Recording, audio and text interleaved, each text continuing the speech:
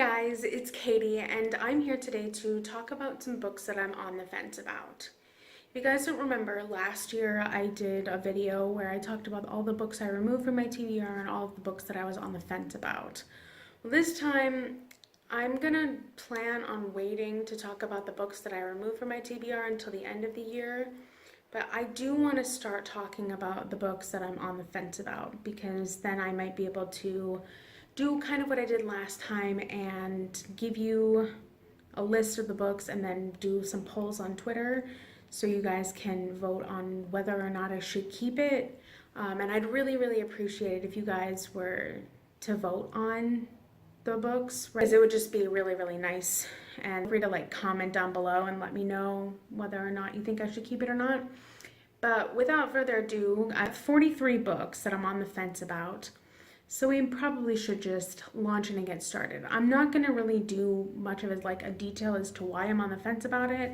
It's just generally I've either heard something about it or I'm just not sure if it's worth reading. I think these books are something that you think that I would really like, then feel free to let me know.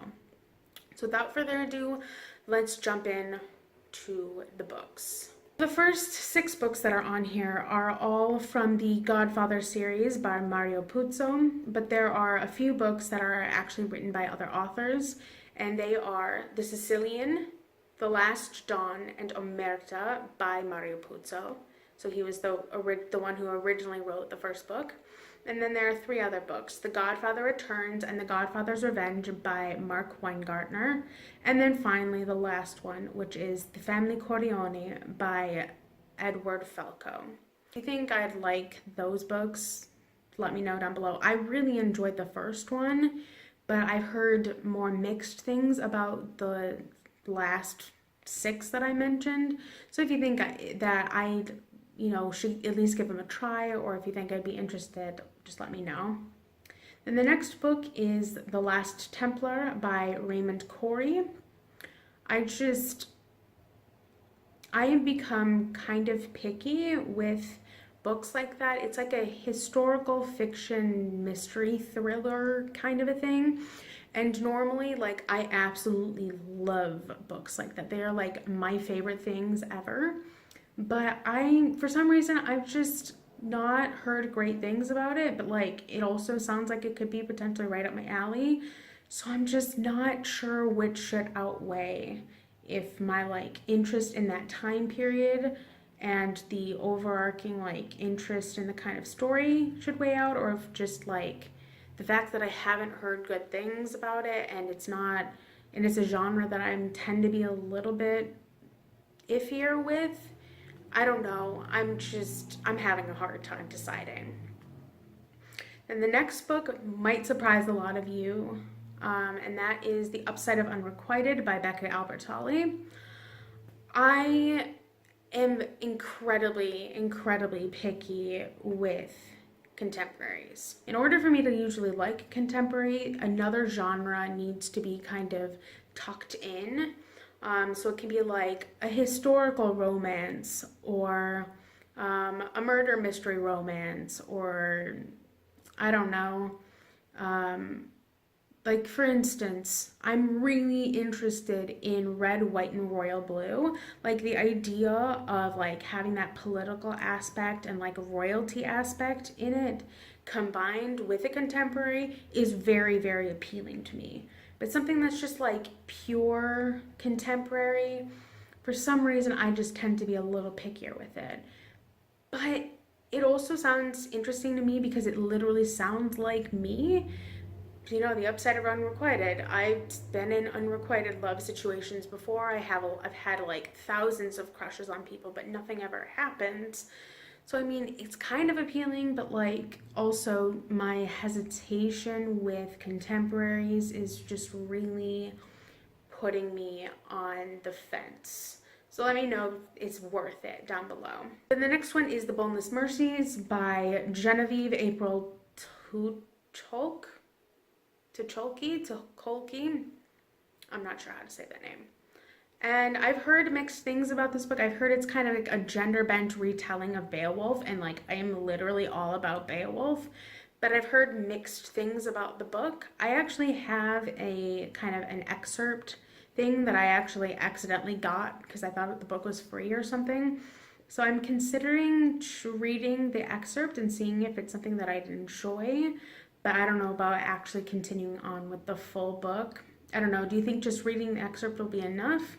Or do you think I should give the full book a try? I don't know. Like, does my love for Beowulf weigh out? Or is it just something that I should skip? The next is Simon versus the Homo sapiens Agenda by Becky Albertalli.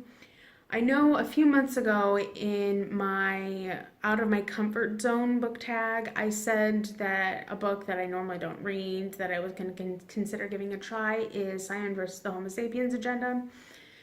But a lot of people have told me in the last couple of months that the movie is better than the book and that I should just watch the movie because of my hesitation with contemporaries. I don't know if that's exactly the case because it does sound kind of cute, but like you heard my explanation for Upside of Unrequited earlier in the video, and the same thing applies here. So I don't know, is it worth it or should I just watch the movie? Because I'm definitely planning on watching the movie at some point because I love like romantic comedies and like contemporary films. It's just something about books that rub me the wrong way or just don't work for me all the time. So I don't know, what do you think? Then the next one is The Rule of Four by Ian Caldwell. I've just heard really mixed things about this book. It's another one of those like historical mystery thriller things, and it sounds like very Dan Brown-esque, but like I've heard a lot of garbage things about it, but like ancient historical document with these students like translating it and finding all of these like hidden clues inside sounds kind of appealing, but at the same time I haven't really heard good things about Ian Caldwell as an author, so I don't know, I'm just like super on the fence about it. Next one is The Casual Vacancy by J.K. Rowling. Honestly, the reason this is on the fence is because I actually own this book, but like I'm not sure if I'm interested in the actual story, especially since I've heard all of the characters are super unlikable. I just don't know if that is appealing to me since I am such a character-centric reader. Are the characters likable enough that they make you want to keep going, or do they just like, is the fact that they're so despicable the interesting part? Because that might determine whether or not I pick it up. So I'm not sure. Then the next one is Lady Hawk by Joan Divinge. I think that's how you say it. I know the story of Lady Hawk very, very well. I live and breathe for that movie. It is one of my all-time favorite movies. But I've literally heard the book is literally just the movie, exact like word for word and scene for scene in book form. And I don't know if I'm ready to consume the story in that media. And that's literally the reason I'm on the fence about it, because it's like one of my all-time favorite stories, but like, do I want to read it in book form? So I don't know. Next one is The Mountain of Kept Memory by Rachel Neumeier.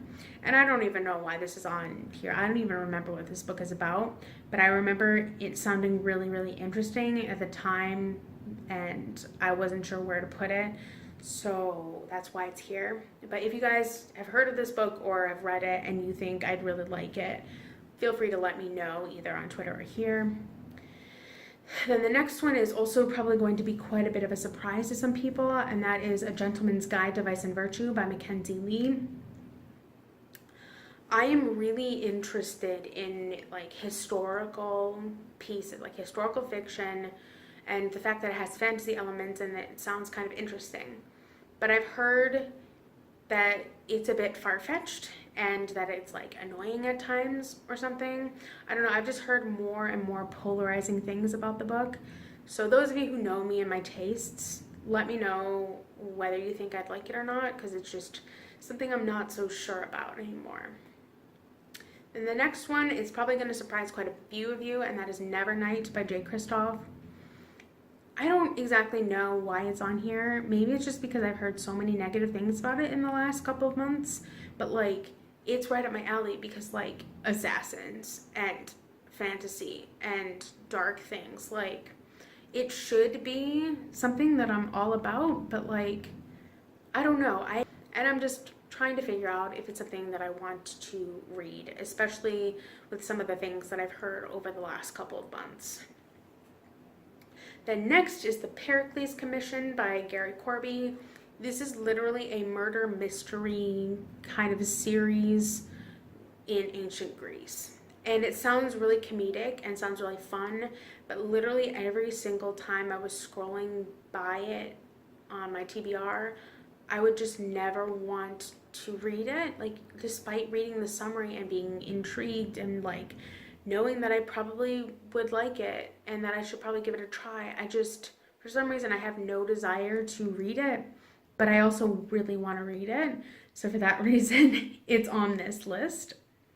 The next is a bunch of Robert Ludlum books. So we have Apocalypse Watch, The Born Supremacy, The Icarus Agenda, The Macris Circle, The Parsifal Mosaic, The Road to Gondolfo, The Holocroft Covenant, The Prometheus Deception, The Janssen Directive, The Gemini Contenders, and The Rheinemann Exchange, all by Robert Ludlum. And basically the reason they're here is because I read a couple of Ludlum books a couple of years ago, and I was not a fan exactly. I've considered asking my parents which out of these they think I should read and which ones they think that I should just nix, because they are huge Ludlum fans, and they, like, even they say some are better than others. So I might just go with their recommendation on this one, because I don't know really anyone on BookTube these days that has really read a Robert Ludlum book. So I'll probably just ask them, because I know that with the right setting, I could really like them, because I love like espionage thriller novels. They know they don't talk about them very often, but I really do enjoy them. And these books are kind of along those lines. So maybe there is a book in there for me. I just don't know which one. Because I mean, like, even when I look up online what people would recommend, that's pretty polarizing too. So I don't know. I might just defer to them on this one. But if any of you have read them and kind of might have a suggestion, feel free to let me know down below. Next is Without Remorse by Tom Clancy. Kind of a similar thing from Ludlum. I've never read a Tom Clancy novel, and actually I had a law professor recommend one of Tom Clancy's novels to me. But the thing is it's later in the series, and I don't know if this is a series that you have to read in order to get like a bigger picture. But there are some that I'm kind of more interested in than others, and there's like 20 something books in the series. But also, like, it's kind of an espionage novel series, and I'm really into that, so I don't know if it's something that I'll really enjoy or not. And the next one is The Crown of Feathers by Nikki Palprezzo. Honestly, I've just heard that this book, despite it being like a really interesting story, reads very juvenilely, and that like it's got a lot of dumb plot lines in it, and I'm not sure that I'm into that right now, because all of the YA books I've been reading lately, I really haven't been into. I've just had really bad luck with YA lately. And so if that's going to be kind of like that, I'm not sure if I want to go down that path. But if you've read it and you enjoyed it and you know my tastes, or even if you don't, give your best argument for it down below and let me know if it's something you think I should give a shot. Then the next one is Harpy's Flight by Megan Lindholm. This is going to surprise some people because, as some of you may know, Megan Lindholm is the actual name of Robin Hobb. So she writes as a pseudonym. Robin Hobb is a pseudonym, and Megan Lindholm is her actual name. And I mean, the books sound interesting, but it seems like they're really going to be hard to find. But also the premise of this specific Megan Lindholm series I'm not sure if it's something I'm actually interested in. I'm not sure because I literally don't know anyone who's read it. Or even if I do know of someone who's read it, like they didn't like it as much as the other Megan Lindholm series, so I might try that one instead. But I'm really just kind of on the fence about it. And I'm actually on the fence of the other one too, the other Megan Lindholm series, which is The Reindeer People. Um, because of, I don't know, just something about them I'm a little just unsure about, even though like I know that if I were to read them I'd probably love them because I love her writing and I love her stories. But I don't know. I don't know, and that's bad. So we'll see. And the next is The Last Unicorn by Peter S. Beagle. I loved the animated film as a kid, and I would watch it over and over and over again. But I'm just not sure if I want to jump on that bandwagon and read the book. It was another one of those books that was on my TBR, and I just look at it and be like, I have no desire to read this. But also, like, I'm on the fence about reading this because I know I like the story. So, yeah, I'm just a little on the fence about that one. And then the same with The Neverending Story by Michael Ende. Like, I loved the movie as a kid. I never read the books, and everyone basically says, you know, the book is better than the movie is garbage. And I mean, I probably would have felt the same way if I read it before I saw the movie, but I didn't. So I already have like the story and like certain expectations going in. And as we know, that is never a good thing for Katie, because as you saw with Green Rider earlier this year, I had way too high expectations going in, and I ended up being severely disappointed in the series. And I just don't want the same thing to happen with The Neverending Story. So I'm just like, I want to read it, but are my expectations because of the movie set too high? And that would it color my feelings on the book? So I'm just not sure about it. Then the next one is Of Fire and Stars by Audrey Colthurst.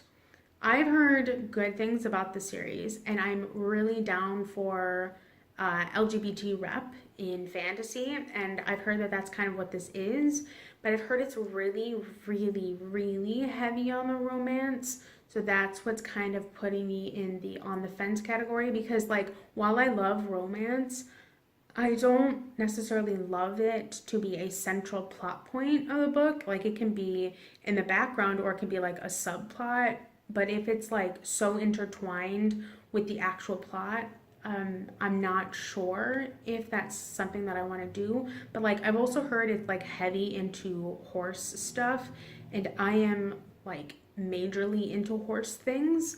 So I don't know. For those of you who've read it, how heavy is the romance? Do you think I'd like it, or would it be too heavy-handed and would I maybe not love it as much as I should? Then the next is Onyx and Ivory by Mindy Arnett. I'm just not sure about this. Like it sounds like a lot of things that I would love, like the fact that the main character has this ability to have this connection with animals and being kind of like an outcast and having like an old relationship. Like, I don't know, just all of that and like political intrigue really interests me. But there's just something about it that reminds me of some of my favorite books that I'm like, do I want to read something and be disappointed in it? Should I try it anyway? Like, I don't know, maybe I'm just having like dumb thoughts about it, but I'm intrigued in it, but also like on the fence about it. You see what I mean? I'm having a hard time here. And the next is The Smoke Thieves by Sally Green. I've heard this described as Six of Crows meets Game of Thrones. And while I love Game of Thrones, I was not quite impressed with the Six of Crows duology. So I'm not sure if that's for me. Plus, as I said, I've been having very, very questionable luck with YA lately. And if that is anything like Six of Crows, I'm not sure I'll love it. Like, I'm not writing off heist stories, but I'm also just treading carefully, if you know what I mean. Next one is The Devil's Advocate by Morris L. West. This is I think it's another church murder mystery, but it's like heavy on the religion. And I don't know if that's something I want to read about necessarily. I don't know. I've heard it's a weird book, but like my mom likes it, so maybe if I'll talk to her and get her opinion on it before I totally nix it. But yeah, I'm just not sure about it. And the next one is A Cavern of Black Ice by J.B. Jones. I've heard great things about J.B. Jones, and I do kind of want to read more older fantasy. Like, I've read a lot of old fantasy, more than I've ever talked about on this channel, and I am going to probably do a video about it at one point. But there's just something about A Cavern of Black Ice that is just not clicking with me. But I'm also just not sure because just J.B. Jones is such a well-known author and a lot of people really like that author. So I'm really torn. So let me know what your thoughts are if you've read it or if you're planning on reading it. Just kind of talk to me about it or something. Then there's Ink by Alice Broadway. Once again, it's another YA book, but I'm reserving judgment because like it sounds fascinating. It's kind of like another one of those sort of memory like books that like once you have a specific memory or something, like it gets inked onto you or something, and that just sounds like super interesting to me. Like I love memory like books, but there's one that I heard about recently that sounds more intriguing to me than this one, and that's called, I think, The Binding. And I'm definitely going to read that one, but I'm on the fence about this one for some reason. But depending on how I feel about The Binding will depend on maybe if I pick this one up, even though they're like not in the same series or really like written the same, but they're like similar. So I don't know. Let me know if you guys have read it or if you've even heard of it, and like try and convince me down below that it's something that I should give a try. Then the next one is For a Muse of Fire by Heidi Heilig. And honestly, this one is, the reason I'm on the fence about this one is because I was talking to someone who read it and they absolutely hated it, and they gave me their reasons as to why they didn't like it. And it's making me question whether I'd actually like it or not. But then it's also like a historical fantasy. And from the sounds of that, like the historical aspects sound like really interesting and like they could be potentially pretty historically accurate, but I've heard like bad things about the characters, and if I don't care about the characters and the world building in like one way or another, I'm usually not gonna like the book. And I've heard like questionable things about both of those things and that the plot is just like weird. So I'm just really not sure if this is a book I want to go for. Anyway, then the next one is The Gilded Wolves by Roshni Chokshi. I love the cover of this book so much, and like that's kind of what drew me to it in the first place. And then I read that it was like a super heisty book, and I like also was kind of intrigued by that. But then like literally everyone I know is either DNF'd it or given it a really low rating. And I know that shouldn't determine whether or not I pick up a book, but it just makes me a little bit more wary to pick it up. And so I'm just unsure, especially since I didn't like the Six of Crows duology, and like everyone loved that. Like I'm just not sure if I'm gonna love it, but like it sounds really good. So I don't know. I'm just super torn about that one. And then the last one is one that's probably going to surprise quite a few people, and that is Children of Blood and Bone by Tomi Adeyemi. I have seen quite a few reviews lately of booktubers that I trust saying that they were not a fan of that book. For a lot of reasons. Like they said the world building is the most interesting part, but like everything else is just kind of like a typical fantasy. And I don't know, like while I'm really down for having new representation, like black representation in fantasy, that sounds great. I am just unsure of whether or not I will love this book.